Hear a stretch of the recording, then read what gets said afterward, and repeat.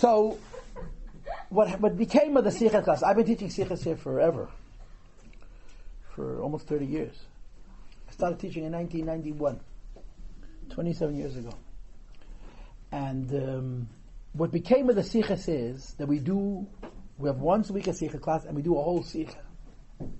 Now, how do you do a Sichos in a class? You skip. So you have in front of you an entire Sichos with words underlined. And the way this works is I read only the underlined. If you will follow the parts of the Sichos that are underlined, you won't lose me. If you will not follow the parts of the Sichos that are underlined, you will lose me. Okay? So if you just read this underlined, this is such an interesting Sichos. It's such an interesting, so creative. It's really outside the box. What's going on is we're using our Sichos forum, our one-week Sichos class, to study the Torah. So we had 1 year where we did the Avis. We had the second year and the third year where we did what we called Yossi and his brothers. Last year and this year we're doing what's called Exile and Redemption. If you go to my website, you'll see that I have in my Sichos section, I have a section called Themes. And there's a folder called the Avis, there's a folder called Yossi and his brothers, and then there's a folder called Golos and Geula, which is what we're in the middle of. So we're basically learning Sefer Shmois. But we're learning the stories, not learning the mitzvahs and halachas, just the narrative, the story and what they mean. And it's going a lot slower than we thought it would. And we're holding by the 10 makkos. And we did quite a bit on the makkos. We did quite a bit on the makkos. What the makkos mean and what the makkos teach. I went to speak in a shul, so I said to them one of the sichos that we learned here, how each makkah has 3 points. Number 1, to punish Mitzrayim. Number 2, to teach Mitzrayim about Hashem. And number 3, to teach Yidden about Hashem, if you can remember that sikh. And we're on to actually studying the 10 makkahs specifically. Now I promised, and everybody knows exactly what that means, that we would do 1 sikha per makkah. And here we go breaking the rules. The sikha that we learned last, I think, was about dam and svadeya. Dam means making something cold, hot. Svadeya means making something hot, cold. Remember the frogs jumped into the oven. So, making something cold, hot means the coldness towards Hashem should be warmed up. And making something hot, cold means the passions towards worldliness should be cooled down. It's a sikha in Chelik Aleph. We learned this sikha before Pesach. We may have learned another sikha, but I forgot. Now we get to this. It's a fantastic sikha. Of all things, the Eibishter chose frogs. Okay? So I'm going to ask a dumb question. Which is the worst? A monotheist, an atheist, or an agnostic? Someone who believes in one God, someone doesn't believe in God at all, and someone who's not sure. Not sure. That's the sikha. The tzvadeya is not sure. You can go home. It's done. He's in the middle. He's on the fence. That's the whole essence of the sikha. The Rebbe says when somebody opposes you, the opposition is a sign of respect. But if someone sits on the fence with you, he can take you or leave you in a way that's worse than an enemy. An enemy at least engages. You're enough to fight with. So the Rebbe is going to develop a theological idea, and he's going to apply it to the world. There are things in this world which are positive, and there are things in this world which are negative, and there are things in this world which are neither. They're just there. That's a frog. A frog is not a scorpion, says the Rebbe. A scorpion will kill you. A frog, yechi. Unless you like slime. I know that's terrible, yeah? So the whole point of the sikha is that the frog represents something which is in between in such a way that you can't even fight with him. There's not even anybody to fight with. And the Eibishter made the frog into a makkah. Let's read. Page 40. That inyan hamakis of Pari Mitzrayim, we already know from earlier classes, earlier sichas, that the plagues that Eibishter brought on the Pharaoh and the Egyptians is nit given stam if meinish They were not only to punish them or to get them to allow us to leave and so on. Nor kilishein akosov shein apasok v'yadu mitzrayim ki ani havayin. The reason for the makis is that Egypt should learn about the Eibishter. The Eibishter used our exodus as an occasion to teach the world, goyim, everybody, about Hashem. It was an educational process. That's why it was so complicated. That's why it took so long. And there were so many steps. As on this galaver and elokus, there should be a revelation and emergence of godliness. Bechinas havayim is at the level of Shem Havayim in Mitzrayim. Says the Rebbe, und das is gekommen durch die Makes. This is why there were 10 plagues, Brechet Mitzrayim. If the plague were to simply get the Yidden out, Hashem could have found more efficient ways to get the Yidden out of Mitzrayim. He didn't need 10 plagues and a Makas Bechiris and a Kriyas Yamsuf and the whole situation. It took so long because he wasn't only punishing Egypt and extracting the Jewish nation from Egypt, but he was teaching Egypt. And education takes time. Continues the Rebbe, bottom of the first column, page 40.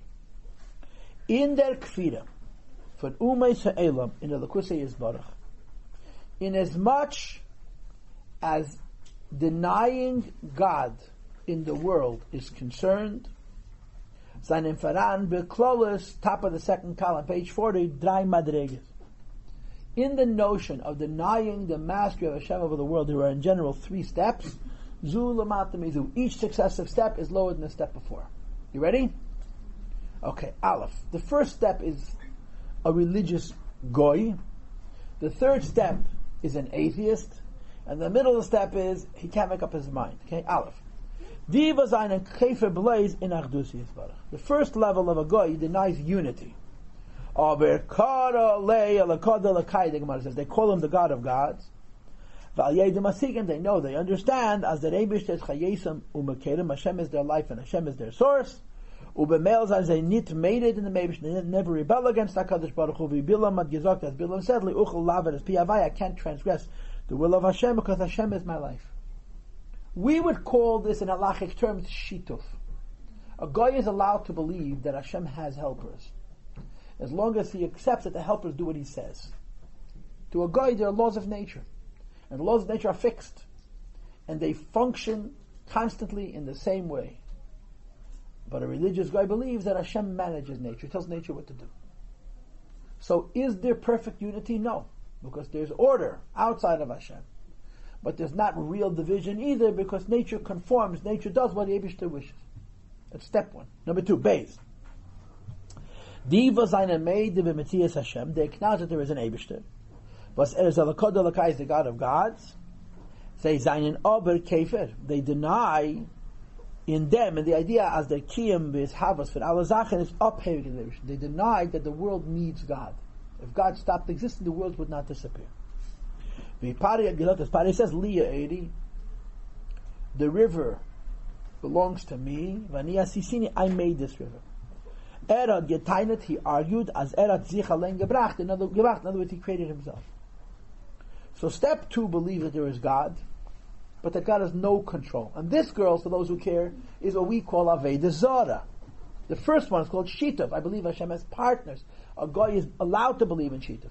The second is Aveda Zara. What's Aveda Zara in plain words? Ozav Avayis Aretz. Hashem is in heaven. He's not on earth. He's forsaken the earth. He's not involved in the lower worlds. Is the difference between 1 and 2 clear? Yeah. They both believe in the Eibishter. One believes the Eibishter is the boss of the world indirectly, and the other one believes the Eibishter is the boss of the heavens. He's not the boss of the earth at all. Gimel. There ain't no God. Okay. Bracket. Or the Eidah, as the Eibishter, the Kodol Lakai is not, as his Faran HaKech, was his Hechav, Shtakafanim, acknowledging Hashem means that even though Hashem is not directly involved in his life, but he's above. Gimel. Page 41. First full paragraph. Diva seinen Machesh legamri Rachmanu letzlan the Messiah is nalakus. There are those who deny altogether God. We call that an anetheist or an atheist. Al derech Bisancherev, the example of Bisancherev was Chirev v'Gida v'Yossi. He was very blasphemous. Al derech erat Machesh given alakim chaim. We deny Hashem altogether as Eina elakod alakai. He isn't even the God of gods. Okay, 3 levels, 3 steps, very clear. Can you repeat the third level again? An atheist. There is no God. The pasuk Tichashu b'Hashem v'leiman loyu, denying God and saying He isn't. 41, top of the second column. Fundi draye fanen, amongst these three ways, is afal piaz bechetenius of magol. Is that dritter oifen that ergste finale? Obviously, the worst is the third. Why? What's the third guy? I don't believe in anything. They deny Hashem completely. Says the Lubavitcher Rebbe is obed. There's another perspective. There's actually an aspect where the middle level is even worse than the third. In the Eifen from Valiya, Eiri, Vania Sisini, the river belongs to me. And I made the river. Afilu Lagabadim didn't even compare to the third way. Why? The first way, you believe in God, right? The second way, you oppose God. But you know what? Fighting with the Eibishter is also very religious. I've met any atheists? They make a religion out of being They're passionate. Yeah. They're right. So in other words, the God that they're trying to deny existing, they're actually trying to destroy. Yeah. So how he exists too? The Tzadeya represents number 2. The frog. How? Continues the Rebbe. Bottom of page, Pada is number 2. Pada is the middle guy. Bottom of page 41. Pada vazokt. Pada says, Li ye'eri v'ani asisini. The river belongs to me and I made the river. Which means God exists, but I made myself. Tainit mitzuyusi matzmus. He admits that the Eibishter created everything, but in the end he made himself. Durich im vet klal nir dermont mitzias Hashem. When a person believes in Hashem, but doesn't believe in his dependency upon Hashem, he believes instead only in dependency he has not upon himself, never mentions the Eibishter's name. A person who believes that there's no Hashem is talking about Hashem in denying Him. A person who believes in Hashem because he believes that He's in charge, talks about Hashem because he's involved with Him. A person who believes in Hashem, but that Hashem has no power over him and he's his own Matthias, doesn't even approach God in the negative. It's just immaterial. Sein Matthias is a Zach for sich, his entity is an entity unto himself. Ani asisini, I made the river, and filled sich v'yayesh v'dava nifad b'fnei atzmei legamri, who conceives himself, construes himself as altogether independent, ubemela, and as a consequence, in sein Matthias gufa, in his form, nit oizgedre kein shaychas elikus. He has no relation with godliness, not even a contrary one. You know, a guy I knew today is a big macher. When he was young, he struggled a lot, and he would call me up and cry and scream, "I hate God." Whatever his reasons were, some reasons were good, some reasons were. He got incredible pleasure of saying, "I hate God," and he would call me up as if I was God and tell me how angry he is at him. So my standard response to him was, keep on hating him, just don't be indifferent. Hate is a relationship. Indifference is nothing. And in this way, Pari is worse than the atheist. Pari says there's an Eibishter, I couldn't be bothered. The atheist says, I hate God. It's a relationship. So the Rebbe continues. Al derech, now what follows is fantastic. Al derech ome'ein, von die drei Efanim ha'mure benegei umes ha'elam binyan metzias ha'lakus. Just like we understand that there's 3 levels of relating to Hashem. Number 1, that Hashem is in charge indirectly. Number 2, that Hashem is not in charge at all. And number 3, Hashem does not exist. Says the Rebbe, you gefindt men euch in the Nevraim Shebel Mazeh, you find in this world. Page 42, second column. Underline. Rabbi Seinu Eimrim. Our rabbis teach us.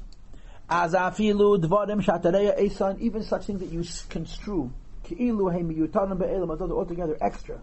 Again, Zevuvim, Parushim, V'yitushim, who speak in the Hebrew. Zevuvim means flies. Parushim means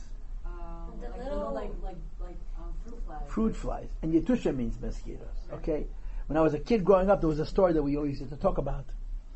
It was that David HaMelech did not understand why the Eibishter made the spider. And he was hiding from Shaul. And a spider spun a web.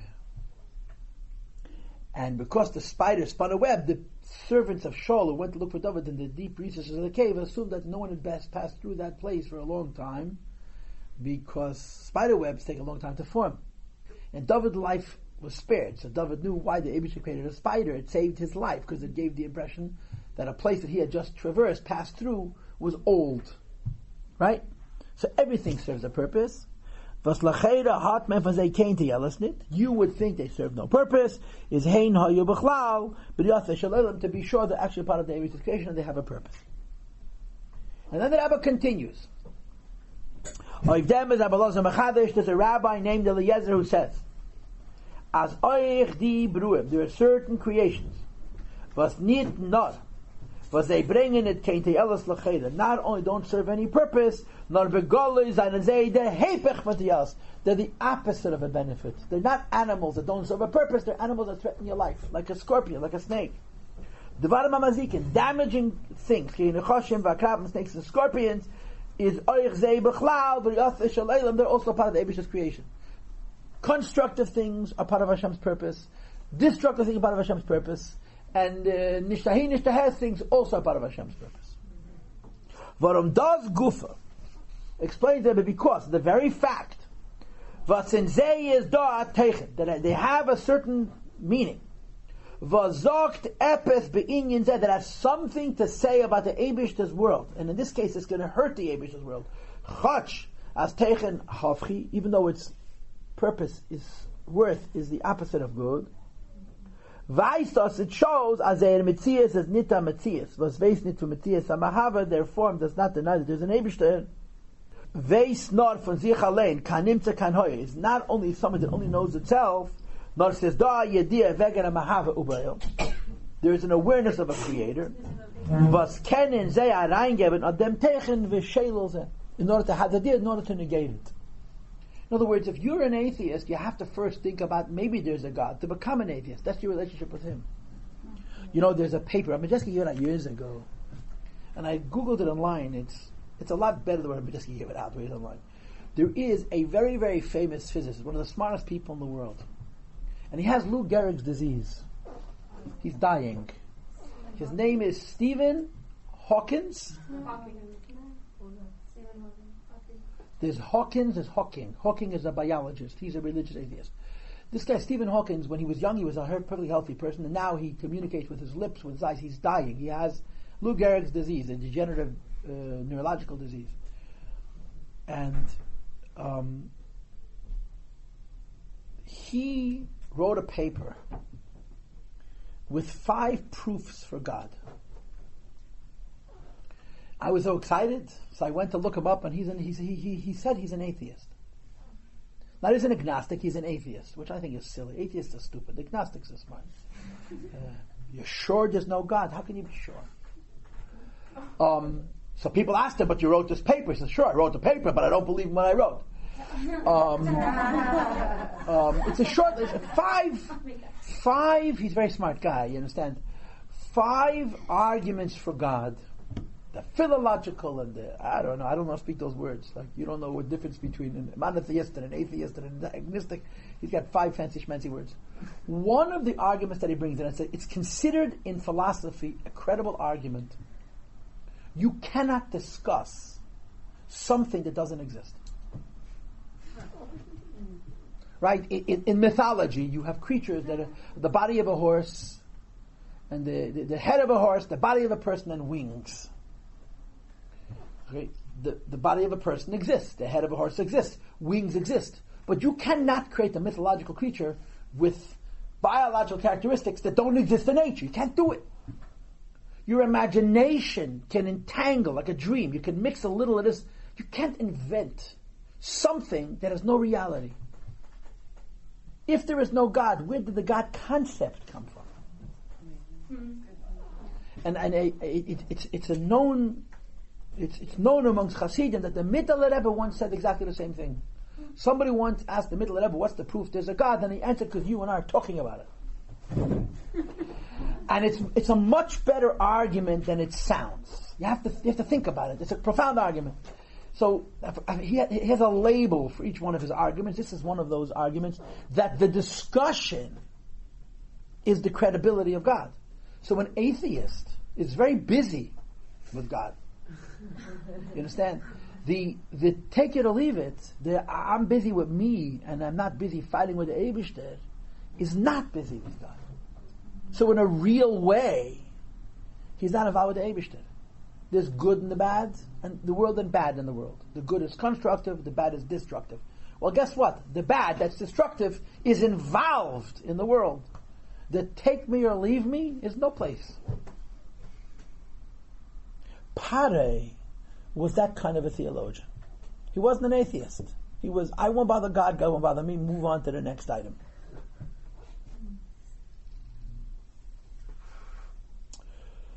So now the Rebbe says, just like there's three theologies, there's three classes of creation. There are things that the Eibishter made in this world that are positive, things that the Eibishter made in the world which are negative, like snakes and scorpions, and then there is the frog. Page 43, Siv Zayin. Oiv getelt from Bruyam Anal. Separated from animals that are good and animals that are bad is tzvadeya, is a frog. Was mitzad briyasa, in as much as God made it, and of course, as you all know, there are hundreds and hundreds of species of frog. They're amphibians, right? They live in water and they lay eggs, and they go through metamorphosis. They start out in the water with gills, and they end up on the dry land with lungs. As you all know, they're very sophisticated organisms. Was mitzad briyasa, nevertheless, as much as God created. By the way, you know what they eat? Bugs, which is actually very good, but okay. Says nit kentik vos faratayelos ken der mensch haben von ihr. On the surface, externally, outwardly, you don't see how a frog helps you. On the other hand, sie hat echt nit kein tchune von der mazik. Frogs don't hurt you. Now, if you know anything about frogs, there are dull, boring-looking frogs, and then there are bright, gorgeous frogs. And the frogs that are very pretty are some of the most venomous creatures on earth. And their bright color is, you don't want to touch me. So I guess the frogs in Egypt were dark green with polka dots, you understand? They were the color of military camouflage, okay? Das is Aberje, was hat nit kein Teuchen. It's a creation. What's the name of those colorful frogs? They have a name that connotes death. Poison dart frogs, right? They're so amazing. They take their darts, they dip it into a little bit of this venom, and they can kill a monkey, a big animal, with a tiny drop of poison. They're incredibly toxic. And it's not even how to touch it. Not only can you ingest it, if you touch it, your finger starts to burn. You put it in your eye, it can blind you. It's unbelievably toxic. Okay, in Egypt they don't have those frogs. Okay, and it's probably true, by the way. Those very colorful frogs live in rainforests. This is a creature that has no substance. That brings out that it is an Eibishter. Either in a positive way or in a negative way. Or that I'll call upon an idea from Azav Shodas, acknowledging such a thing is possible and denying it. Says the Rebbe, and das is der Chidush v'afilu aydeit fadeh. So the Medrash says, when the Eibishter punishes Egypt, he punishes them even with frogs. He punished them even with the I don't care nicks. That's the frog. Pare is in that class. He doesn't care that there's an Eibishter. He just doesn't want to be busy with it. He doesn't want to even deny the Eibishter. And in biology, it's a frog. So the Eibishter made a makkah out of a frog, that the frog should teach the frog about the Eibishter. V'yazoi is nizgala geworden. How was it revealed? As eich pare in Mitzrayim, also the Pharaoh in Egypt. Amatzias was es nit blois nit megal the Matzias von Elokus. That in as much as their theology was concerned, first of all, if the Pharaoh in Egypt didn't believe in God, they didn't even bother denying the Eibishter, because okay, yeah, it does exist, it doesn't exist.